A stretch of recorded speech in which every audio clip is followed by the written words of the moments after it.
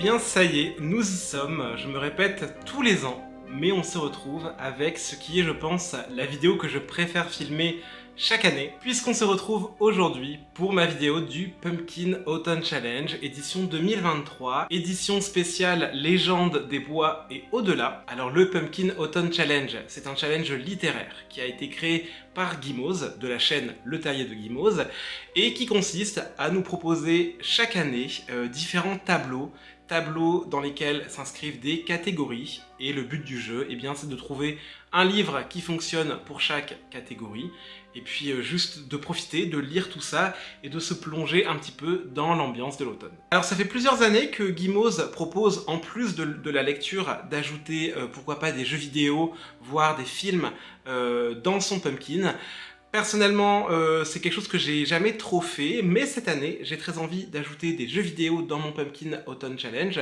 Je n'en parlerai pas ici parce que là, je parlerai que de livres, mais si ça vous intéresse, je vous invite à me suivre sur Twitch, puisque tous les mardis soirs, je fais un petit stream, et là-dessus, on parle lecture, mais aussi jeux vidéo, et parfois, on joue un peu. Et cette année encore, Guimauze a mis les petits plats dans les grands. Elle nous propose 4 tableaux. 3 tableaux que l'on connaît déjà plutôt bien, plus le tableau thématique de l'année, ce qui nous fait un total de 14 catégories. Ça fait beaucoup de catégories. Et pour tout vous dire, cette année, j'ai eu les yeux plus gros que le ventre. J'ai été extrêmement inspiré par tout ce que nous a concocté Guimauze. Ce qui fait que, j'ai prévu 2 livres par catégorie. Ça fait donc 28 livres à vous présenter aujourd'hui. Je vais essayer de faire vite, d'être rapide, d'être bref, d'être concis. Ça va pas être facile. Alors bien évidemment, je n'ai pas prévu de lire ces 28 livres sur le Pumpkin. Comme tous les ans, c'est un peu plus une pioche à lire. J'aimerais réussir à lire un livre pour chaque catégorie. On verra bien si j'y arrive ou non. Tous les ans, je modifie un peu ma pile en cours de route et puis je mets quelques petits graphiques pour valider plus rapidement certaines catégories. Néanmoins, cette année, j'avais envie de mettre 2 livres par catégorie parce que voilà, j'ai été très inspiré.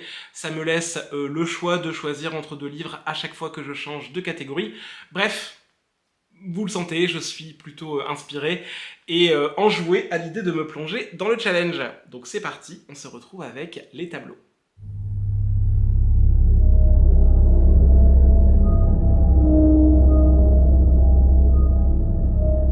Et comme tous les ans, le premier tableau, c'est le tableau Automne frissonnant que l'on connaît maintenant plutôt bien. Et la première catégorie s'intitule « Viens flotter avec nous ». Je pense qu'on a tous la référence à ça de Stephen King. Et pour cette catégorie, les mots-clés sont horreur, thriller, clown, épouvante, fantastique et rouge. Et autant vous dire que j'ai été très inspiré parce que le premier livre que j'ai casé dans le Pumpkin, c'est un des livres qui me fait le plus envie pour cet automne. Il s'agit de The Only One Left de Riley Sager. C'est un thriller un peu horrifique, je crois. Alors là, j'ai l'édition en anglais, il n'est pas encore sorti en français. Pour vous faire le topo, on va suivre une rescapée d'un massacre qui a eu lieu quand elle était jeune. Aujourd'hui, cette rescapée est vieille, elle habite tout en haut d'un manoir à flanc d'une falaise. Tous les gens du village pensent que c'est elle qui a fait le coup quand elle était jeune, sauf qu'aujourd'hui, elle ne peut plus trop se défendre puisqu'elle est infirme et je crois qu'elle ne peut bouger que un de ses doigts. Et une infirmière va venir, une aide à domicile pour s'occuper d'elle. Elle va lui offrir une machine à écrire et c'est là que notre rescapé va commencer à taper à la machine pour lui raconter ce qu'il s'est vraiment passé. Je trouve qu'on est parfaitement dans la catégorie avec cette couverture un petit peu rouge orangé, cette ambiance de thriller un peu horrifique, ça me parle énormément. Et le deuxième livre que j'ai mis dans cette catégorie, c'est toujours un thriller, mais là qui est un peu plus un thriller fantastique. On retrouve une petite pointe de rouge dans le titre. Il s'agit de The Last House on Needless Street. Encore un livre en anglais, mais qui cette fois-ci est disponible en français. C'est un livre de Catriona Ward et il est sorti il y a quelques mois, je crois en début d'année, aux éditions Sonatine en version française. C'est un livre que j'avais proposé de lire pour mon club de lecture, mais finalement c'est un autre livre qui a été choisi. Mais celui-ci me faisait tellement envie que je me suis dit que j'allais tout de même l'intégrer à mon Pumpkin. On est donc sur un thriller un peu surnaturel, avec apparemment énormément de twists. Donc j'ai vraiment très hâte de découvrir ça, surtout que le livre est extrêmement bien noté et que je n'ai vu que des retours très positif. La deuxième catégorie s'intitule l'enfer des backrooms. Ici les mots-clés sont dimension parallèle, cryptique, labyrinthe, internet, légende urbaine et mystère. Alors, je suis presque déçu d'avoir lu l'an passé La Maison des Feuilles, puisque je pense que c'est vraiment le livre idéal pour cette catégorie, mais bon, je ne vais pas le relire. Et ici, j'ai juste pris la notion de mystère pour lire La Mer de la Tranquillité de Emily St. John Mandel. On n'est pas du tout dans une légende urbaine ou dans quelque chose qui est relié à Internet. Néanmoins, on est sur un livre un peu mystérieux puisqu'il va traverser différentes époques. On est sur un livre de science-fiction qui va mettre en scène plusieurs personnages à différentes époques, donc très loin dans le passé, à notre époque, et je crois dans les années 2400, c'est ça. Et tous ces personnages vont entendre un air de violon. Et cet air de violon va les mettre dans un certain trouble et va les faire un petit peu voyager comme ça dans le temps.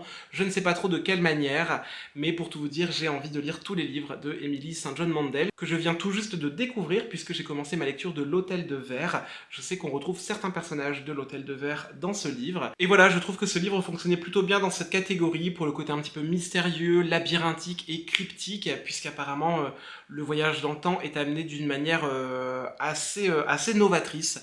Donc j'ai très hâte de découvrir tout ça. Et pour le deuxième livre que j'ai mis dans cette catégorie, j'ai surtout pris le côté dimension parallèle, puisque ça va être une relecture, puisque c'est un livre que j'ai déjà lu en version française et que j'ai envie de relire, et j'ai envie d'en profiter pour lire la version originale. Il s'agit de A Darker Shade of Magic de V.E. Schwab, saga qui est très connue, en français qui est traduite juste par Shades of Magic. J'avais lu le premier tome il y a 2 voire 3 ans, qui m'avait plu, mais pas suffisamment pour que je continue la saga, sauf que ça fait un petit moment que j'y repensais et j'avais envie de le relire, surtout qu'une nouvelle trilogie qui se passe dans cet univers va sortir, et bien là, dans quelques semaines, donc je me suis dit que c'était peut-être le moment idéal pour me replonger dans cette saga qui met en scène différentes versions alternatives de la ville de Londres, puisqu'il y a le Londres rouge, le Londres noir, le Londres blanc, et le Londres rouge, noir, blanc, et gris, je crois. Et voilà, donc on a bien ce côté dimension parallèle, je pense que ça marche très bien, et j'ai hâte de redécouvrir ce livre. C'est une lecture que je peux faire assez rapidement, vu que je l'ai déjà lu. Et on termine avec la dernière catégorie qui s'intitule Perfectly Splendid. Ici, les mots-clés sont fantôme, famille, manoir, possession, gothique et drame. J'ai 2 livres qui me paraissent idéaux. J'ai un doute. 2 livres qui me paraissent parfaits pour cette catégorie. Le premier, c'est The Taking of Jake Livingstone de Ryan Douglas. Encore un livre en anglais. Cette année, c'est très bilingue, hein, genre un livre sur 2 est en anglais, mais écoutez, j'ai fait pas mal d'achats ces derniers temps, il faut bien que je les lise maintenant. Pour ce livre, j'ai surtout pris le côté possession, puisqu'on va donc découvrir l'histoire de Jake Livingstone, qui est, je crois, le seul élève noir et gay de son lycée. Donc ça va pas être très facile à vivre pour lui, et surtout que Jake Livingstone peut voir les esprits, et comme nous l'indique le titre, il va certainement se retrouver possédé par un esprit malfaisant. Ça risque d'être assez galère, je pense, pour se dépêtrer de toute cette histoire, mais ça me tente vraiment beaucoup. Je trouve que la couverture est vraiment magnifique, elle nous plonge bien dans une ambiance un petit peu creepy, un peu automnale. Je trouve que ça marche vraiment très bien avec cette catégorie. Et pour le second livre, j'ai surtout pris les mots-clés fantôme, famille, drame, puisque je vais lire Jamais un héros de Vanessa Len, qui est le second tome de la saga des monstres. J'ai lu le premier tome cet été, qui s'intitulait Seul un monstre. Ici, c'est la suite. Et c'est une saga où on va retrouver le personnage de Johan. Johan qui appartient à une grande famille, donc on retrouve cette notion de famille.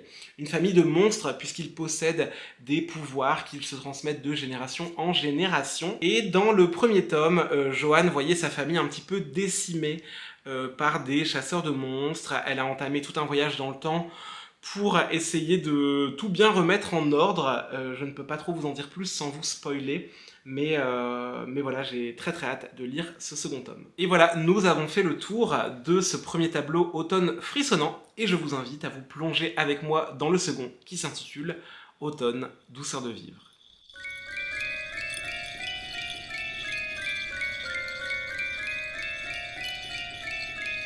Et alors pour tout vous dire, dans ce menu automne douceur de vivre, je n'ai pas trop respecté le nom du tableau, puisque je me rends compte que les livres que j'ai choisis ne sont pas très douceurs de vivre. On est quand même dans une ambiance un peu magique, un peu creepy, mais je trouve que j'ai réussi à trouver des livres qui collent parfaitement avec les catégories. Et on commence tout de suite avec la première catégorie qui s'intitule Something Wicked This Way Come.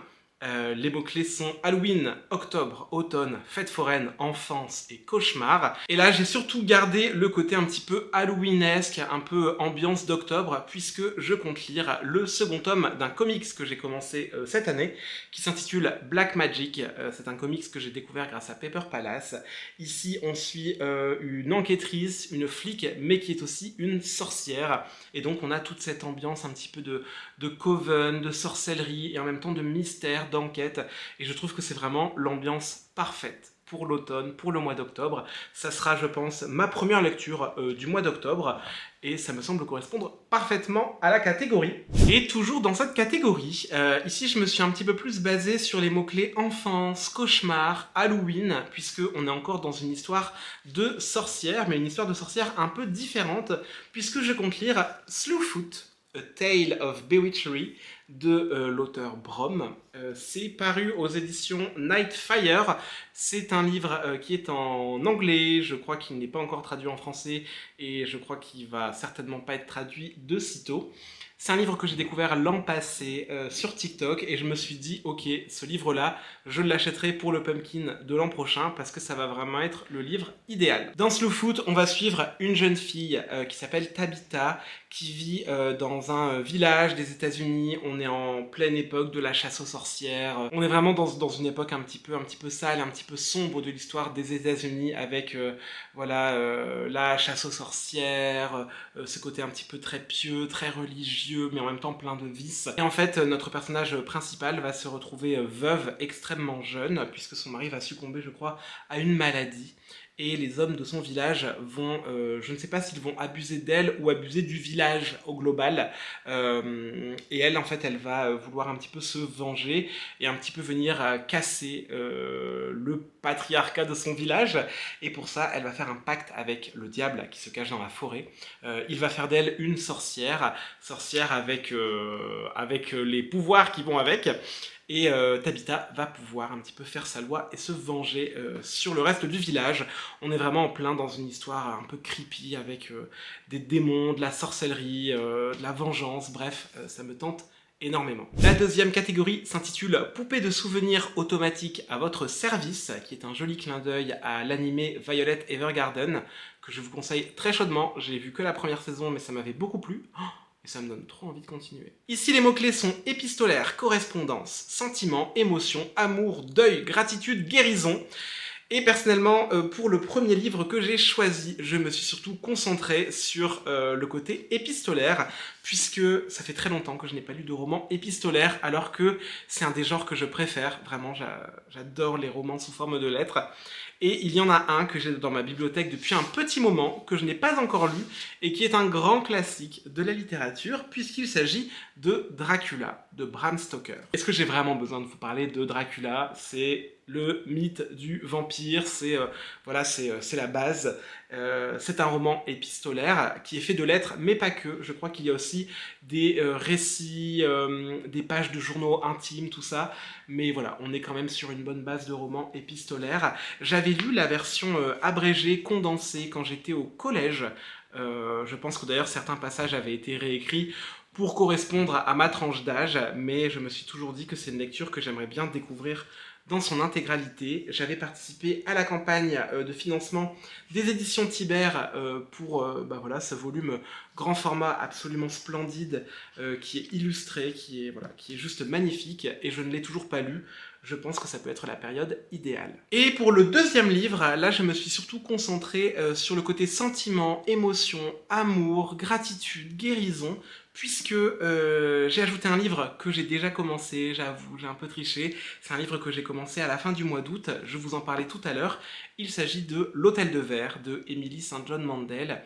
Ici, on va suivre plusieurs personnages d'une même famille à différentes époques, et on va suivre un petit peu les épreuves par lesquelles il et elle sont passés. Et je trouve que c'est un livre qui est vraiment rempli d'amour, de guérison, de liens familiaux, de désir de protéger l'autre et en même temps de désir de vouloir aller de l'avant soi-même. Je suis vraiment au tout début du livre, hein. J'ai dû lire à peine une centaine de pages, mais ce que j'ai lu pour l'instant m'a beaucoup plu et je pense que ça convient plutôt bien pour ces mots-clés. La troisième catégorie s'intitule La Dame Chouette des îles Bouillantes. Ici les mots-clés sont sorcière, magie, malédiction, école, parcours initiatique et amitié. Et là j'ai deux livres absolument parfaits. Ce sont deux livres, je pense que les deux sont dans la catégorie Young Adult. Le premier que je veux lire, c'est bien entendu Her Majesty Royal Coven de Juno Dawson. C'est un livre qui est sorti l'an passé, je crois, qui a fait beaucoup parler de lui. Je suis pratiquement sûr qu'il va bientôt sortir en français, parce qu'il a eu tellement de succès. Le tome 2 est déjà sorti, enfin, vraiment, je pense que c'est un livre que vous pourrez très bientôt découvrir si vous ne lisez pas l'anglais. C'est Pepper Palace qui m'a offert cet exemplaire, et c'est drôle parce que moi je lui ai offert le même, au même moment, genre à Noël je crois, et on s'était pas vraiment concerté. Donc c'est certainement un livre qu'on va lire ensemble, si elle le met aussi dans sa palle du pumpkin. Ici on va suivre un coven de sorcières au service de Sa Majesté du Royaume-Uni, de l'Angleterre. Bref, vous avez compris. Et ça a l'air vraiment très bien. On m'a dit qu'il y avait des grosses vibes, hein, un petit peu à la Charmed, avec voilà, des sorcières qui vont lancer des sorts, qui vont faire plein de trucs, et vraiment ça me hype de fou. Et pour le deuxième, je suis vraiment resté sur le côté un petit peu sorcière, magie, école, parcours initiatique et amitié, puisque je compte lire The Raven Boys de Maggie Stiefwater. C'est un livre qui m'a été offert par Pepper Palace, lui aussi. C'est sa saga de Young Adult favorite, genre c'est sa saga préférée de Young Adult de tous les temps, parce qu'elle arrête pas de m'en parler et elle arrête pas de me dire mais quand est-ce que tu vas te lancer? La saga est sortie en version française, donc vous pouvez vous la procurer. Je ne sais plus chez quel éditeur, mais je vais vous mettre juste là le livre en français. Voilà, je vais pas vous en dire plus, je pense que vous avez compris. On est sur des histoires de sorcières, d'amitié, parcours initiatique, parce que je crois que les personnages qu'on suit sont genre étudiants, bref, ça a l'air vraiment ultra cool. Et on termine avec la dernière catégorie de ce menu, qui s'intitule La loi fondamentale de l'échange équivalent. Petit clin d'œil à Full Metal Alchemist. Et ici, il n'y a pas vraiment de mots-clés, on nous invite juste à partager une lecture commune, un livre ou un jeu. Personnellement, j'ai encore mis deux livres. Le premier, c'est bien entendu L'Abvona de Otessa Moshfegh, qui est la lecture commune de ce mois-ci pour mon book club. Je l'ai déjà commencé, j'arrive presque à la moitié. C'est une lecture très bizarre, mais ça je vous en reparlerai dans une prochaine vidéo, parce que là pour le coup ça répond directement aux mots-clés. Et le deuxième livre que j'aimerais beaucoup lire en lecture commune, cette fois-ci pas forcément avec mon book club, puisque je ne compte pas le proposer, mais je connais peut-être quelqu'un qui va le proposer dans le sien.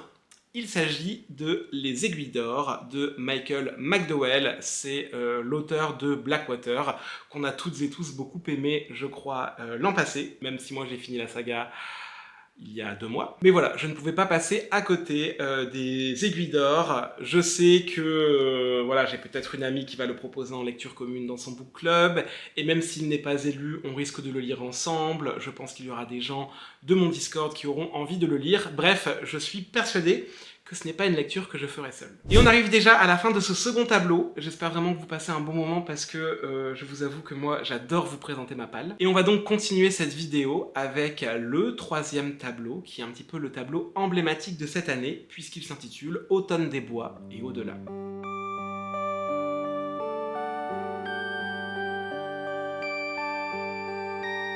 Et on commence donc ce nouveau tableau avec la première catégorie qui s'intitule Pomme à l'or, c'est le goût de la tarte aux amandes.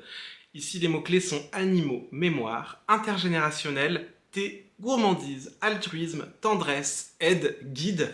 Il y a beaucoup de mots-clés. Alors autant vous dire qu'ici j'ai pas eu besoin de réfléchir bien longtemps, j'ai vu le mot thé, je me suis dit ok c'est bon, j'ai trouvé, je sais déjà ce que je lis puisque je vais lire Du thé pour les fantômes de Chris Vulkisevic, édité aux éditions de Noël. Vraiment, la beauté de ce livre, la beauté, il est magnifique. D'ailleurs il est dédicacé puisque j'ai eu l'occasion de rencontrer l'autrice à Trolls et légendes l'an passé je crois. C'était l'an passé ou c'était début d'année? Je ne sais plus. mais je l'ai rencontré. Ici, on va suivre l'histoire de deux sœurs, l'une qui est sorcière, l'autre qui est passeuse de fantômes. Ces deux sœurs ont perdu leur mère et elles vont essayer de retrouver son fantôme. C'est à peu près tout ce que je sais, mais voilà, ça parle de thé, de famille, de mémoire. Moi, ça me parle de ouf, j'ai très envie de le lire. J'ai entendu énormément de très bons retours dessus, donc vraiment, j'ai très hâte. Et pour le deuxième livre, je suis surtout resté sur le côté intergénérationnel, puisque j'ai ressorti un livre qui était dans ma palle du Pumpkin de l'an passé, mais que je n'avais pas eu le temps de lire, et qui me fait toujours terriblement envie, donc je me suis dit, allez c'est parti, on le lit pour cette année, et je compte lire À chaque génération de Kendare Blake, qui est donc un livre qui fait office de suite à la saga Buffy contre les vampires, puisqu'on se retrouve avec la génération suivante de tueuses, avec eh bien, la fille de Willow, qui se trouve être elle-même une tueuse de vampires. Et voilà, on a vraiment le côté intergénérationnel, ça me paraît tip top. Alors vous remarquerez que la nuit a commencé à tomber pendant que je faisais cette vidéo, puisque je la tourne un soir de semaine.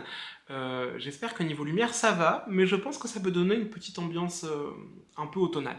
La seconde catégorie s'intitule Légende de la hache noire. Ici les mots-clés sont médiéval, chevaleresque, quête, épopée, illustrée et fantasy. J'ai gardé le côté fantasy, quête, épopée, avec une saga que je vais terminer pour le Pumpkin, puisque c'est le 3e tome de la première trilogie, donc j'aurais pas 100% terminé, mais au moins j'aurais fini voilà, ce premier arc, et je compte lire le 3e tome de Fils des Brumes, qui s'intitule Le héros des siècles. J'ai pas grand chose à dire ici, mis à part que c'est de la fantasy, c'est du Brandon Sanderson, c'est une fin, presque une fin de saga, j'ai trop hâte. Et pour le second livre, j'ai surtout gardé le côté un petit peu illustré et médiéval. C'est d'ailleurs dommage qu'il n'y avait pas brume dans cette catégorie, puisqu'il y a aussi le mot brume dans le titre.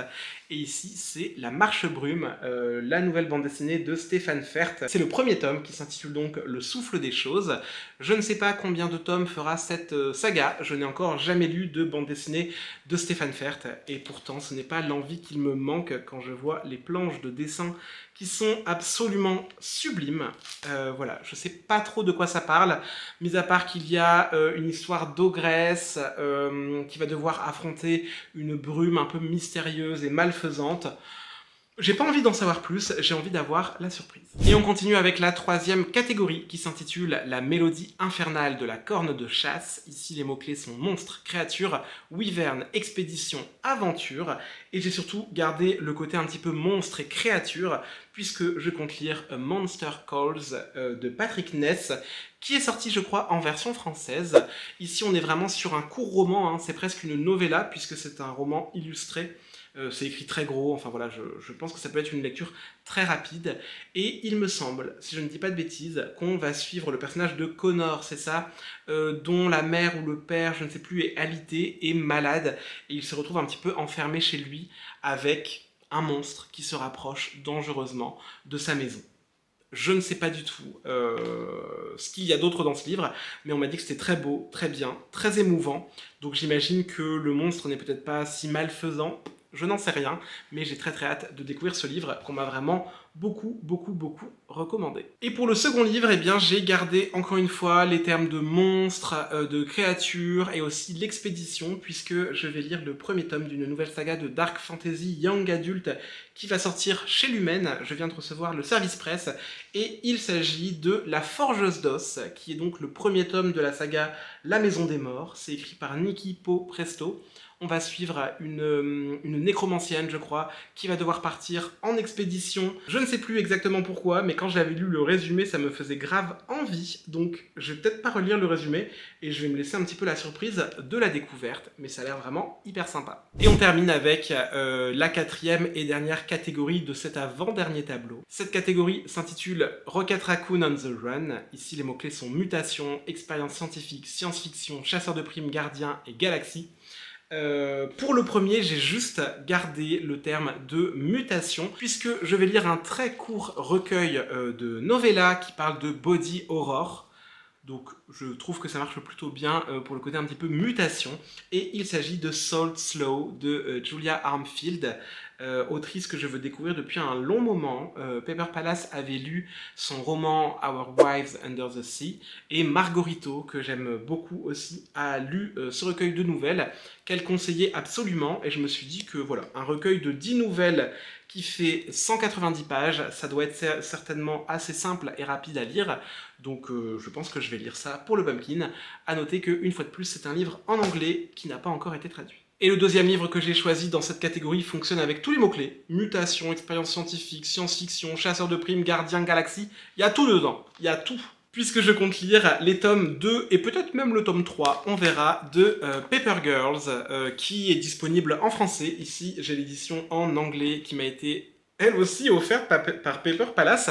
Décidément, cette palle est sponsorisée par Paper. J'avais découvert le premier tome au printemps, j'avais beaucoup aimé, j'avais pas continué parce que j'y ai pas pensé. Et maintenant, j'ai les tomes 2 et 3, donc je vais pouvoir m'y replonger. Je pense même que je vais relire le premier tome avant de me lancer dans les tomes 2 et 3 parce que j'ai oublié trop de trucs. Bon allez, sur ce, je reprends un petit peu de thé glacé, parce que je fais genre c'est l'automne tout ça, mais il fait quand même encore assez chaud dehors. Donc je me suis fait un petit thé glacé. Et puis on va partir ensemble en direction du dernier tableau, puisqu'il s'agit du tableau Automne rayonnant.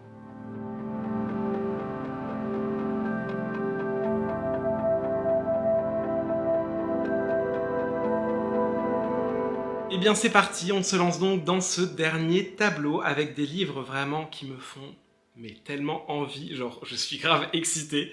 On commence avec la première catégorie qui s'intitule We will always find a way. Ici les mots-clés sont cristaux, facettes, singularité, diversité, inclusivité, feel good. Et alors pour le premier livre que j'ai choisi, j'ai juste gardé le terme cristaux. De cristaux, je me suis dit, ah ouais, genre les cristaux, ça fait un peu penser aux pierres précieuses. Les pierres précieuses, ça me fait penser à du jade. Et le jade, ça me fait penser à Jade City de Fonda Lee, qui vient tout juste de sortir en français, chez De Saxius. Je m'étais acheté la VO, je crois, en tout début d'année, en me disant que j'allais le lire cette année. Je veux tenir mes engagements et découvrir Jade City. C'est une saga de fantasy dont j'entends parler depuis si longtemps, qui me fait tellement envie que voilà, je pense que c'est le moment, il faut se lancer dans Jade City. Et pour le second, je suis un petit peu plus parti dans le côté un peu inclusivité, feel good. Je ne suis pas sûr que ça va être très feel good, mais voilà, j'avais envie un petit peu d'un livre un petit peu plus tourné LGBT. Et je pense lire Radical Love de Neil Blackmore, que je me suis procuré il n'y a pas très longtemps, qui est un livre en anglais qui parle d'un personnage qui s'appelle John Church, qui aurait vraiment existé, qui était un orphelin qui a été abandonné sur le bord d'une église alors qu'il n'était encore qu'un bambin. Et il s'avère que John Church va devenir un homme de foi, mais il va découvrir, caché un petit peu à Londres, puisque nous sommes en 1809, en pleine époque, je crois, de la Prohibition, mais notre ami John Church va découvrir ce qui est un bar à drag queen, même si à l'époque on ne les appelait pas des drag queens parce qu'on est quand même en 1809, ça date quand même, mais voilà, il va tomber sur un bar inclusif où tout le monde peut être qui il a envie d'être, et le bar est animé, géré, tenu par voilà, des hommes qui se travestissent, qui sont vêtus en tant que femmes, et donc voilà, on peut dire que c'est le premier bar à drag queen, peut-être du monde, je ne sais pas. Et alors pour écrire ce roman, Neil Blackmore s'est inspiré de faits réels, de coupures de journaux qu'il a trouvés, de récits de procès, puisque j'imagine que ce bar va être découvert, et donc que notre ami John Church va un petit peu subir les conséquences de ses préférences, puisqu'il me semble que notre personnage va fréquenter ce bar et très certainement tomber amoureux d'un autre homme. Je n'en sais pas plus, mais ça a l'air vraiment très beau. Pour tout vous dire, j'ai lu le premier chapitre quand j'ai acheté le livre, parce que j'avais envie de me plonger un petit peu dans l'ambiance. Résultat des courses, j'avais même pas fini le premier chapitre que j'étais déjà en train de pleurer. Ça s'annonce super feel good. La seconde catégorie s'intitule L'esprit indomptable de Jo March. Ici, les mots-clés sont place de la femme, indépendance, ambition, rêve, sororité, théâtre, écrivaine. Et là, j'ai pris un livre où la sororité va être mise à rude épreuve, je crois, puisque j'ai très envie de lire Bunny de Mona Awad. C'est un livre qui se veut Dark Academia, où on va suivre une jeune fille qui s'appelle Samantha Heather McKay, et elle va rejoindre une sororité dans une université américaine où toutes les filles s'appellent Bunny entre elles, et apparemment il y a une atmosphère vraiment très étrange dans cette sororité. Il va y avoir des histoires, je crois, de disparition, peut-être même de meurtre, de sacrifice, de magie noire. Qu'est-ce que j'en sais? Je sais qu'il y a un petit côté un petit peu fantastique. Et voilà, ça fait très longtemps que je veux découvrir ce livre. Moi, vous me connaissez, je suis très fan de Dark Academia. On verra ce qu'il en est avec cette Dark Academia remplie de filles. Et pour le deuxième livre que j'ai choisi, je suis resté vachement sur le côté un petit peu place de la femme, ambition, rêve, puisque j'ai très envie de lire Daughter of the Moon Goddess de Su Lin Tan, qui est sorti aussi en français. Je ne sais plus chez quel éditeur, mais je vais vous mettre le livre juste là. De toute façon, je crois qu'il ressemble beaucoup à la version américaine que j'ai juste ici. Et ici, dans ce livre, on va donc suivre la fille de la déesse de la lune, et je trouve que la lune, c'est vraiment un très beau symbole à la fois de féminité, mais aussi de rêve. Je sais que c'est un livre de fantasy, d'inspiration asiatique, et je crois qu'on va suivre donc la fille de cette déesse alors que sa mère a disparu. Elle va devoir prendre sa place, je crois, et apprendre à maîtriser ses pouvoirs. Je n'en sais pas beaucoup plus, mais voilà, c'est un livre qui me faisait très envie à sa sortie, que je m'étais offert d'ailleurs durant mon voyage aux États-Unis. Donc voilà, c'est un joli souvenir et j'ai vraiment hâte de m'y plonger. Et on va terminer cette pile à lire du Pumpkin Autumn Challenge avec une catégorie qui me tient tout particulièrement à cœur, et je trouve que c'est un très joli symbole qu'a fait Guimauze avec cette catégorie, puisque elle s'intitule Suilarwin Maureen. Je suis désolé si mon accent est très mauvais. C'est une catégorie qui fait hommage à Maureen de la chaîne Bazar de la littérature, qui malheureusement nous a quittés il y a quelques mois. Et je trouve que continuer à faire vivre Maureen par l'intermédiaire du Pumpkin Autumn Challenge, c'est vraiment, c'est vraiment un très beau geste. Et je suis très content de me dire qu'on va un petit peu tous penser à elle quand on va lire nos livres pour cette catégorie. Ici, les mots-clés sont Irlande, petit peuple, mythes et légendes celtes, nature writing et vers, puisque Maureen était extrêmement fan de l'Irlande. Et je vous avoue que j'ai réfléchi assez longtemps sur ma manière d'appréhender un petit peu cette catégorie, parce que même si j'ai envie de respecter les mots-clés, j'ai aussi envie de rendre hommage à Maureen. Et alors pour le premier livre, j'ai décidé de continuer et de terminer ma lecture de la saga de bande dessinée Bergère guerrière. Ici on retrouve vraiment cette ambiance un petit peu petit peuple, les capes, le côté vraiment inspiration celtique. Je trouve que c'est un livre qui fonctionne vraiment très bien dans cette catégorie. J'ai très hâte de terminer cette saga parce que pour l'instant j'ai lu les deux premiers, il me reste encore à lire les tomes 3 et 4, mais c'est une lecture que j'aime beaucoup et voilà, je penserai très fort à Maureen en terminant ça.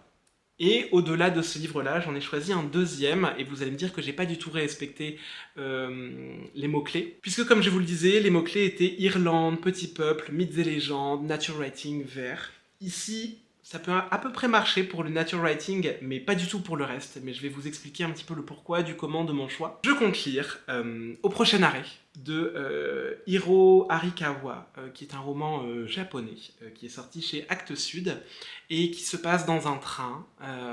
Et en fait, on va à chaque arrêt découvrir le récit d'une des personnes de ce train. Je l'ai choisi parce que le Japon, c'est mon pays de cœur.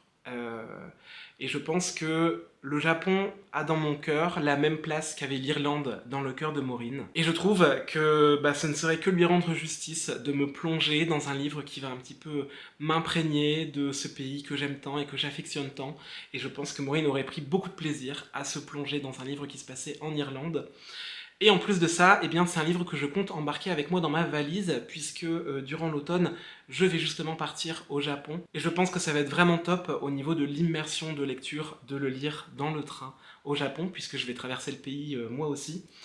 Et ça me tenait vraiment très à cœur d'embarquer un petit peu Maureen avec moi pour ce grand voyage.